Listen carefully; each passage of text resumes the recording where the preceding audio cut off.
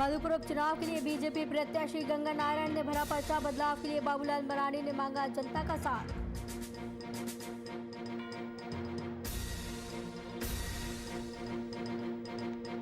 बड़कागांव के सीओ का audio viral. आग लगने पर ग्रामीण के लिए सीओ के पास किया था कॉल। फोन पर सीओ ने किया भद्र भाषा का इस्तेमाल।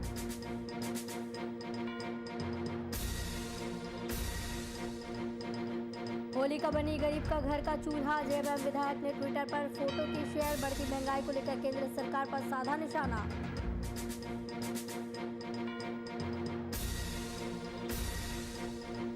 गिरिडीह में पत्नी से घासुरी को लेकर कुएं में कूदा युवक। पानी में डूबने से युवक की मौत। मौके पर पहुंची पुलिस ने शव को पोस्टमार्टम के लिए भेजा।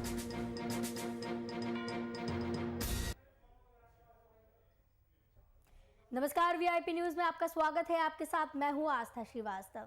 मधुपुर उपचुनाव को लेकर सियासी बिसात बिछने लगी है, जिसे लेकर प्रदेश की पार्टियां अपने अपने तरीके से चुनाव प्रचार प्रसार में जुट गई हैं। सबके अपने अपने दावे और वादे हैं। ऐसे में कांग्रेस का कहना है कि मधुपुर उपचुनाव को लेकर हम एकजुट हैं। ऐसा बिल्कुल नहीं होगा कि जहां एएमएम का प्रत्याशी चुनाव लड़ रहा है वो हमारा प्रत्याशी है। डॉक्टर रामेश्वर उरांव ने मीडिया से बातचीत में ये बात कही।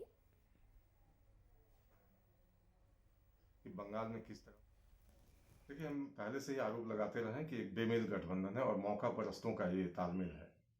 कांग्रेस पार्टी और जेएमएम बंगाल में एक दूसरे के खिलाफ प्रचार कर रहे हैं। जेएमएम तृणमूल के साथ है, कांग्रेस तृणमूल के खिलाफ और लेफ्ट के साथ है। तो आप समझ सकते हैं कि किस तरह का ये गठबंधन है।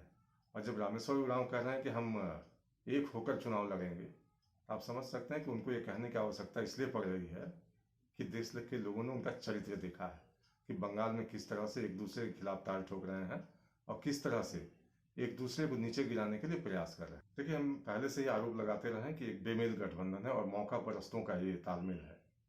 कांग्रेस पार्टी और जेएमएम बंगाल में एक दूसरे के खिलाफ प्रचार कर रहे हैं। जेएमएम तृणमूल के साथ है, कांग्रेस तृणमूल के खिलाफ और लेफ्ट के साथ है। तो आप समझ सकते हैं कि किस तरह का ये गठबंधन है। और जब रामेश्वर उरांव कह रहे हैं कि हम एक होकर चुनाव लड़ेंगे, तो आप समझ सकते हैं कि उनको ये कहने की आवश्यकता इसलिए पड़ रही है कि देश के लोगों ने उनका चरित्र देखा है कि बंगाल में किस तरह से एक दूसरे के खिलाफ ताल ठोक रहे हैं और किस तरह से एक दूसरे को नीचे गिराने के लिए प्रयास कर रहे हैं। देखिए, हम पहले से ही आरोप लगाते रहे हैं कि एक बेमेल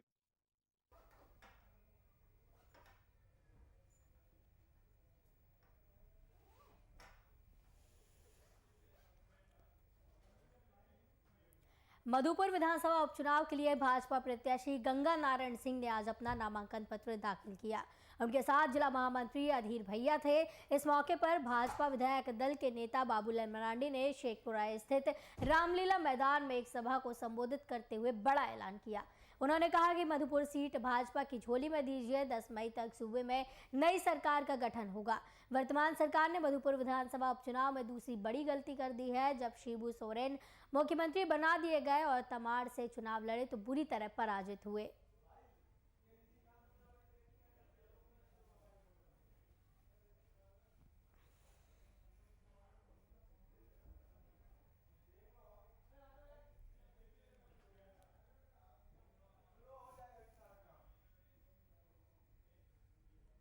झारखंड में 2020 और 2021 का वित्तीय वर्ष समाप्त होने को है। ऐसे में अब विपक्ष सवाल खड़ी कर रहा है कि कई विभागों में इस सेशन के दौरान राशि खर्च नहीं की गई।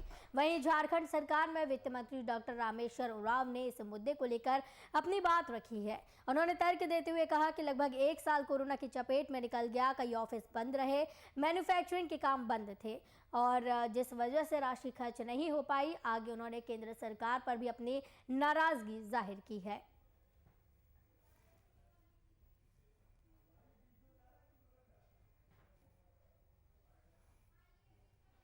कि अगर कुछ विभागों में खर्च नहीं हुए हैं तो कारण है कोरोना। कितनों नकारे वो, उन्हीं के प्रधानमंत्री जी तो लॉकडाउन किए थे। कितना दिन हुआ था? 3.5 महीना 4 महीना तो घर से निकला नहीं, लोग जेल बदल में हो गए थे। हम तो ज़बरदस्ती निकलते थे, चूँकि अनाज बंटवाना था हमको, गरीब लोगों को, है ना। गड़बड़ तो अफसर लोग गड़बड़ कर देते तो क्या होता। हम तो ज़बरदस्ती निकले, हर जिला में घूमे कुछ को छोड़ करके। लेकिन स्थिति यही थी कि ऑफिसर्स बंद हो गए थे।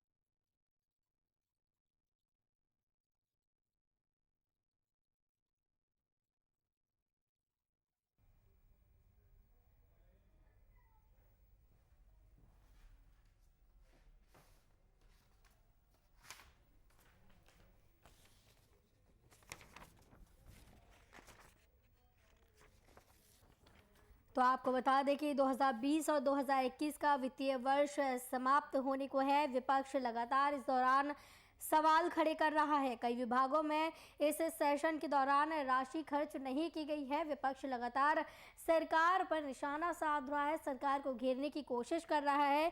तो वहीं झारखंड सरकार में वित्त मंत्री डॉक्टर रामेश्वर उरांव ने इस मुद्दे को लेकर भी अपनी बात रखी है। उन्होंने तर्क दिया है।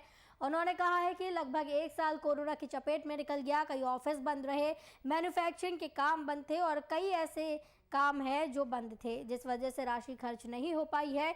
इस दौरान विपक्ष लगातार सरकार को घेरने की कोशिश कर रहा है। आगे उन्होंने केंद्र सरकार पर भी अपनी नाराजगी जाहिर की है। 2020 और 2021 का झारखंड का वित्तीय वर्ष समाप्त होने को है, लेकिन विपक्ष लगातार सरकार को आड़े हाथों किसी न किसी मुद्दे को लेकर ले रहा है। इसी दौरान कई विभागों में इस सेशन के दौरान राशि खर्च नहीं होने के आरोप विपक्ष ने लगाए हैं सरकार पर, जिस पर वित्त मंत्री डॉक्टर रामेश्वर उरांव ने इस मुद्दे को लेकर अपनी बात रखी है।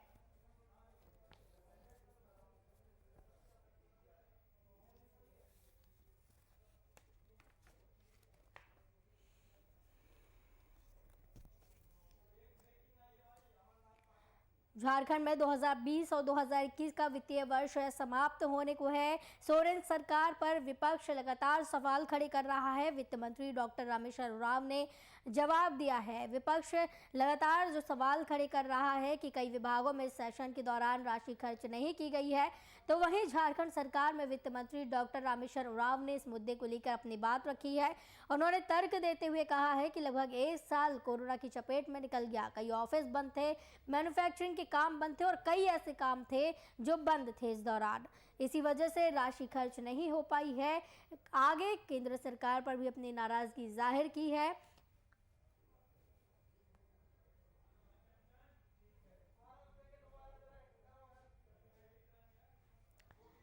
तो लगातार विपक्ष सरकार को घेरने की कोशिश कर रहा है किसी न किसी मुद्दे को लेकर। इस दौरान आरोप लगाया गया है सरकार पर कि 2020 और 2021 का वित्तीय वर्ष समाप्त होने को है, लेकिन राशि इस सेशन की खर्च नहीं की गई है, जिस पर वित्त मंत्री ने इस दौरान तर्क दिया है।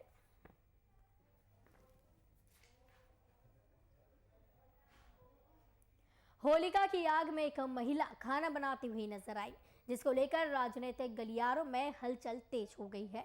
आपको बता दें कि होली की आग में खाना बनाती हुई महिला का फोटो जेएम विधायक ने ट्विटर पर शेयर कर महंगाई को लेकर केंद्र सरकार पर जमकर निशाना साधा, जिसके जवाब में जेएमएम पर बीजेपी ने संवेदनहीनता का आरोप लगाया।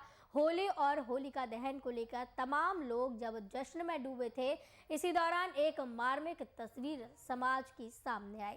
दरअसल तस्वीर में एक गरीब महिला होलिका की आग में खाना बनाती हुई दिख रही है।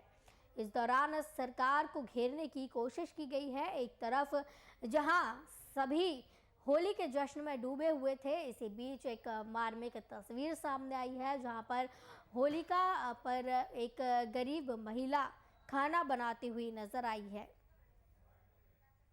ये बात तो सीता सोरेन जी को अपने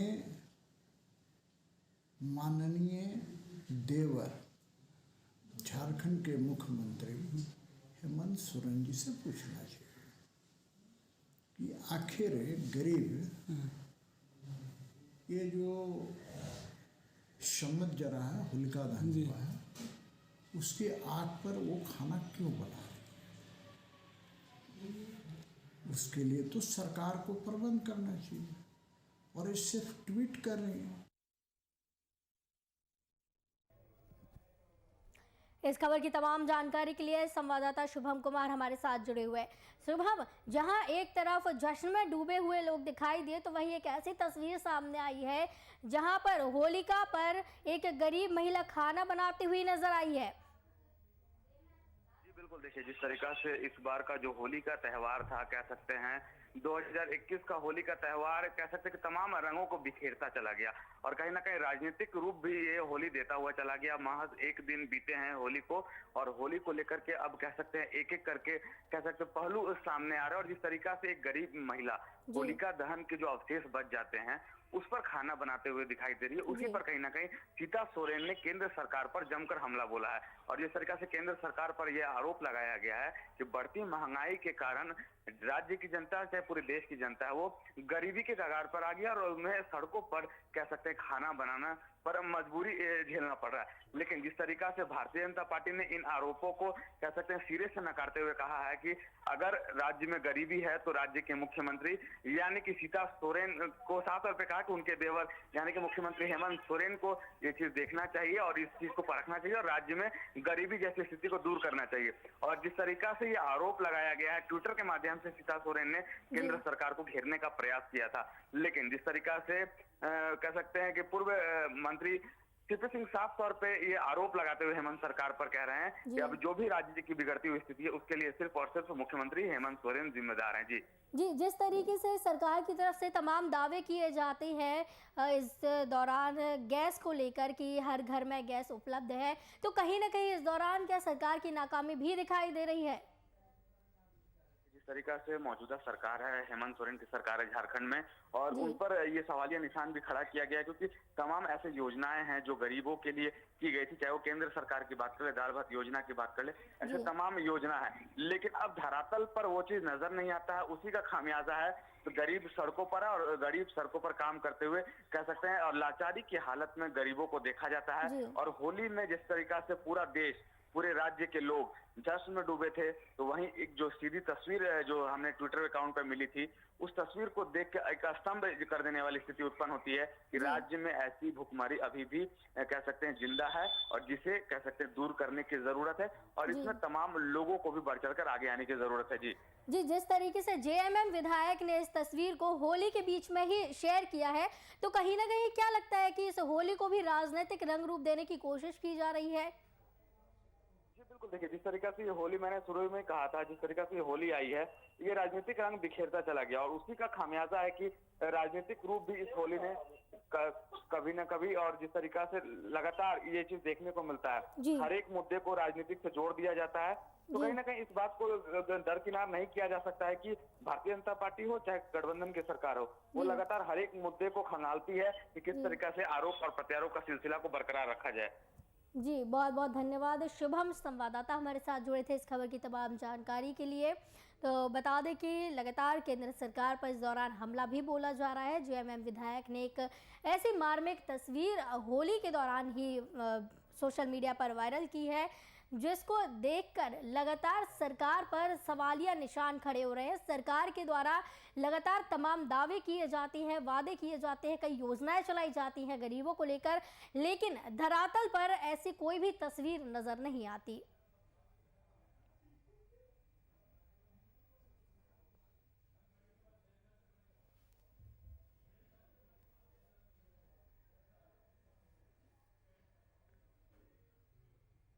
इसी बीच इस वक्त की बड़ी खबर देवघर से आ रही है। आपको बताते चले कि देवघर अपनी गिरफ्तारी देने के लिए थाने पहुंचे सांसद निशिकांत दुबे टाउन थाना पहुंचे हैं जहां पर अपनी गिरफ्तारी देने के लिए राज्य सरकार के फैसले के खिलाफ गिरफ्तारी देंगे सांसद। बड़ी खबर टीवी स्क्रीन पर आप देख सकते हैं जहां पर रामनवमी जुलूस के रोक लगाने का विरोध सांसद कर रहे थे, जिसके चलते अपनी गिरफ्तारी देने के लिए अब सांसद पहुंचे हैं। इस खबर की तमाम जानकारी के लिए हमारे साथ ब्यूरो चीफ अमरनाथ जी जुड़े हुए हैं। लगातार जिस तरीके से सांसद अपनी गिरफ्तारी देने के लिए आज पहुंचे हैं निशिकांत दुबे, क्या कुछ ये पूरा मामला बताया जा रहा है? जिस तरीके से बताया जा रहा है कि विरोध किया जा रहा था। जी, मैं आपको बताऊं कि सांसद निशिकांत दुबे आज नगर थाना पहुंचे अपनी गिरफ्तारी देने को लेकर के। मैं आपको बताऊं कि लगातार सांसद व उनके परिवार के खिलाफ लगभग 21 से 22 केस दर्ज कराए गए हैं। उन्हीं केसों में एक उनके डिग्री पर भी सवाल खड़ा किया गया है कि MBA और PhD की डिग्री उनकी गड़बड़ है, सही नहीं है, उसको लेकर के FIR दर्ज किया गया है। उसी मामले को लेकर के आज वो पहुंचे थे और उन्होंने कहा कि पुलिस को अगर गिरफ्तार करना है तो उन्हें गिरफ्तार कर ले। साथ ही साथ उन्होंने, हालांकि आज उन्हें पुलिस ने गिरफ्तार नहीं किया है और वो थाना से निकल के जा चुके हैं। सांसद निशिकांत दुबे ने थाना से निकलने के बाद उन्होंने बताया कि पुलिस को लगातार वह जांच में सहयोग कर रहे हैं। पुलिस ने लगातार जो डॉक्यूमेंट्स की मांग की थी उन डॉक्यूमेंट्स को मैंने पहुंचवा दिया है। इसके बावजूद कल फिर से दोबारा उनसे मांगा गया था डॉक्यूमेंट वगैरह, आज फिर से आज आए और डॉक्यूमेंट वगैरह फिर से जमा कराया उन्होंने। साथ ही साथ उन्होंने कहा है कि जब भी पुलिस ने या प्रशासन जब भी उन्हें खोजेगी तभी वो थाना में उपस्थित होंगे और जांच में सहयोग करेंगे। साथ ही साथ मैं आपको बताऊं कि सांसद निशिकांत दुबे लगातार राज्य की हेमंत सरकार के खिलाफ वो लगातार हमलावर हैं और आज ही उन्होंने कहा कि जो भी केस उनके परिवार के ऊपर कराए जा रहे हैं वो सीधे सरकार के दबाव में किए जा रहे हैं। सरकारें आती हैं और सरकारें जाती हैं। जी, एक तरीके से कहा जा सकता है पुलिस प्रशासन की तरफ से जो भी कार्रवाई की जा रही है सांसद निशिकांत दुबे उसमें सहयोग कर रही हैं। जी हाँ, मैं आपको बताऊं कि सांसद का कहना यह है कि वह लगातार इसमें सहयोग कर रहे हैं। इसके बावजूद जो सवाल यूनिवर्सिटी से किए जाने चाहिए, जो दूसरे संस्थानों से किए जाने चाहिए, वह सवाल उनसे किया जा रहा है। मैं आपको बताऊं कि सांसद निशिकांत दुबे ने कहा है कि यूनिवर्सिटी लगातार पूछ रहा है थाना से कि वह किस आधार पर वो FIR दर्ज किया है। इसको 3 महीने से लगातार पूछताछ किया जा रहा है। यूनिवर्सिटी के द्वारा लेटर भी भेजा गया है जिला प्रशासन को। इसके बावजूद जिला प्रशासन को कोई जवाब यहाँ से नहीं भेजा गया है। साथ ही साथ जो जिन RTI के आधार पर जो केस हुआ है वह व्यक्ति मुकर चुका है कि उन्होंने किसी प्रकार का कोई RTI नहीं किया था। उन्होंने बताया कि लगातार जितने भी मामले हैं और इस मामले केस करने के पीछे जितने भी प्रूफ लगाए गए सबके सब प्रूफ गलत हैं और ये जो भी केस है वह केस पूरी तरह से गलत है। उनकी सारी डिग्री अवैध है, वह MBA किए हुए हैं, वो PhD किए हुए हैं। जी, बहुत बहुत धन्यवाद मन्नाट पाठक, ब्यूरो चीफ देवघर से हमारे साथ जुड़े थे इस खबर की तमाम जानकारी के लिए। इस वक्त की बड़ी खबर आप टीवी स्क्रीन पर देख सकते हैं जहां पर सांसद निशिकांत दुबे टाउन थाना पहुंचे, जहां पर उन्होंने अपनी गिरफ्तारी देने के लिए वो पहुंचे थे, लेकिन अभी वो थाने से निकलकर जा चुके हैं और जितने भी दस्तावेजों की आवश्यकता पुलिस प्रशासन को कार्रवाई के लिए होगी वो सभी दस्तावेज सांसद देंगे। झारखंड की हेमंत सोरेन सरकार ने बढ़ते कोरोना केस के मामलों को देखते हुए होली से पहले नई गाइडलाइन जारी की थी, जिसमें इस साल रामनवमी और सरहुल जुलूस पर रोक लगाई गई है। लेकिन रामनवमी जुलूस पर रोक पर बीजेपी सांसद निशिकांत दुबे ने सुप्रीम कोर्ट जाने की बात कही थी, जिसके बाद निशिकांत दुबे की कोर्ट जाने की बात को लेकर मामला तूल पकड़ता हुआ दिखाई दे रहा था। इसी कड़ी में प्रदेश अध्यक्ष रामेश्वर उरांव का भी बयान सामने आया।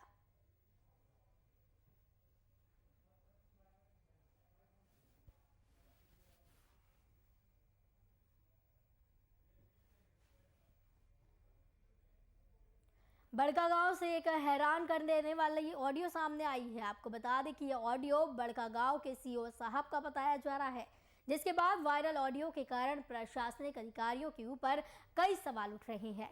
दरअसल बड़कागांव प्रखंड के चंदोली गांव में आग लग गई थी, जिससे ग्रामीणों ने आनन फानन में CO साहब के पास कॉल लगा दिया, जिसके बाद CO साहब रिस्पॉन्स देने की बजाय गालियों की बौछार करने लगे। अब सवाल ये है कि क्या यही लोकतांत्रिक मर्यादा है? ऑडियो में साफ हो गया है कि किस तरीके से CO ने ग्रामीणों को अभद्र भाषा का प्रयोग किया और अब ये मामला राजनीतिक तूल पकड़ता हुआ दिख रहा है।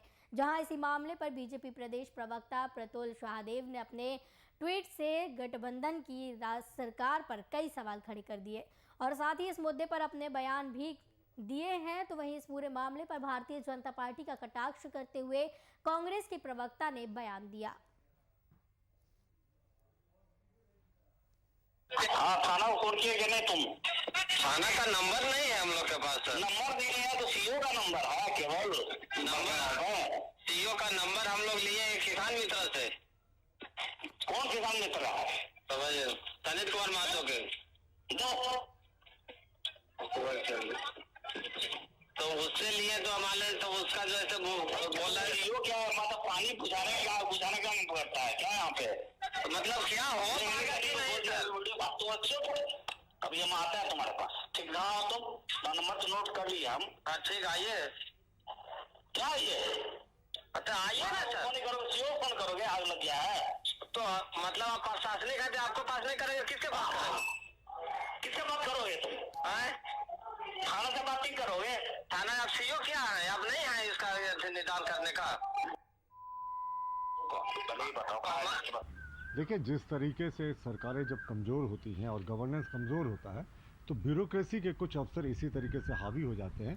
और जिस तरीके से पूरी सरकार असंवेदनहीन है जनता के प्रति, जनता को किस तरीके से बड़े मंत्री ट्रीट करते हैं, तो सीओ भी वही नज़ीर पेश कर रहे हैं। हाल के दिनों में तस्वीरें आई थी गढ़वा से, जिस तरीके से पुलिस अधिकारी एक किसान को घसीटते हुए ले जा रहे थे, तो अब सीओ की एक ऑडियो वायरल हुई है जिसमें वो काफ़ी गाली गलौज दे के बात करते दिख रहे हैं। समस्या सुलझाने की बात छोड़िए, वो साफ तौर पर गाली देते दिख रहे हैं। तो ये कहीं ना कहीं सरकार की कमज़ोरी है और सरकार का जो चरित्र है वो नीचे के अधिकारियों पर भी रिफ्लेक्ट। सत्य है तो निश्चित तौर पर उस सीओ पे कार्रवाई होगी।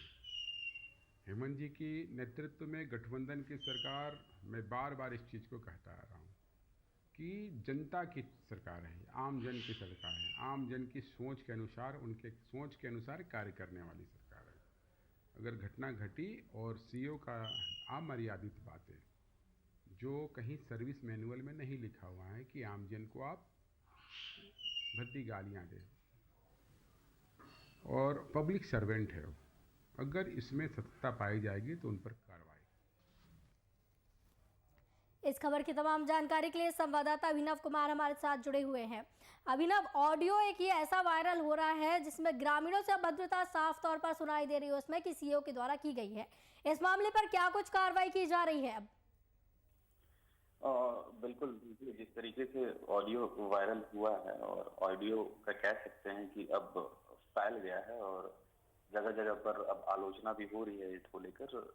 इससे पहले भी देखे हैं कि गिरिडीह में क्या कुछ हुआ था, हमने खबरें चलाई थी कि किसानों के साथ दुर्व्यवहार किया जा रहा है अधिकारियों के द्वारा। अब एक नया मामला, एक ऑडियो वायरल हो रहा है। ऑडियो वायरल को लेकर अब सवाल भी खड़े हो रहे हैं। अब सीओ साहब ने तो हद कर दिया है।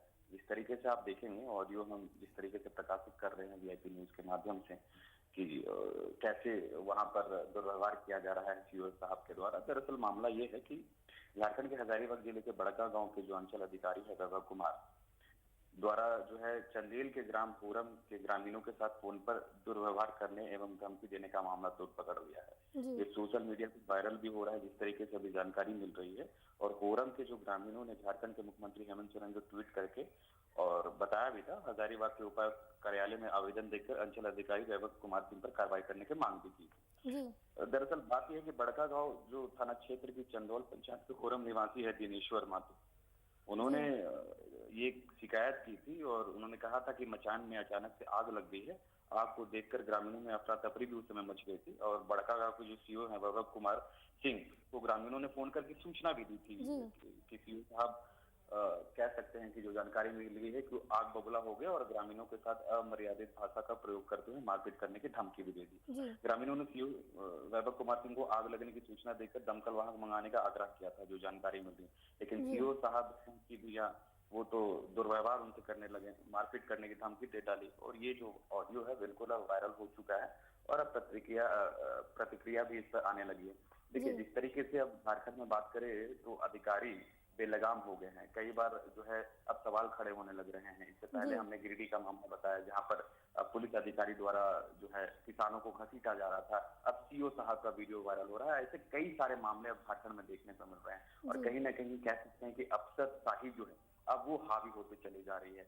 यानी कि अब जो है प्रशासन उस पर कंट्रोल नहीं कर पा रहा है, शायद यही वजह है। और शायद सरकार के जो अधिकारी है, जिस तरीके के मामले सामने आ रहे हैं, शायद सरकार से इनको डर नहीं, उन्हें पता ही नहीं है कि प्रशासन क्या है क्या नहीं है, सारी चीजें अब देखने को मिल रही है। लेकिन ये जो मामला अब आ रहा है, ऑडियो जिस तरीके से वायरल हो रही है, कहीं ना कहीं दुर्भाग्यपूर्ण है। अगर कोई ग्रामीण हेल्प करने के लिए सीओ साहब को फोन करता है और सीओ साहब इस तरीके से अमर्यादित भाषा का उपयोग करते हैं, गाली गलौज करते हैं, तो कहीं ना कहीं ये अमर्यादित है और दुर्भाग्यपूर्ण है कि हमारी सरकार, झारखंड सरकार में जिस तरीके से मामले सामने आ रहे हैं। और ऐसे में अधिकारी अगर ग्रामीण की हेल्प नहीं करते, चूंकि जनता के लिए है, उनको चुना गया है और वो कई तरह के एग्जाम निकाल के आते हैं और इस तरीके के अगर वो ग्रामीणों को हेल्प नहीं कर रहे हैं तो कई तरह के सवाल भी खड़े हो रहे हैं। हालांकि अगर सत्ता पक्ष की बात करें तो कांग्रेस का कहना है कि जो भी इस पर उचित कदम लेना होगा, कार्रवाई करनी हो, वो किया जाएगा। देखिए, अगर हम राजनीतिक तौर पर बात करें तो वाद विवाद होते रहते हैं, चाहे पक्ष की बात करें विपक्ष की बात करें। विपक्ष जो है मुद्दों को भुनाने की कोशिश में रहता है कि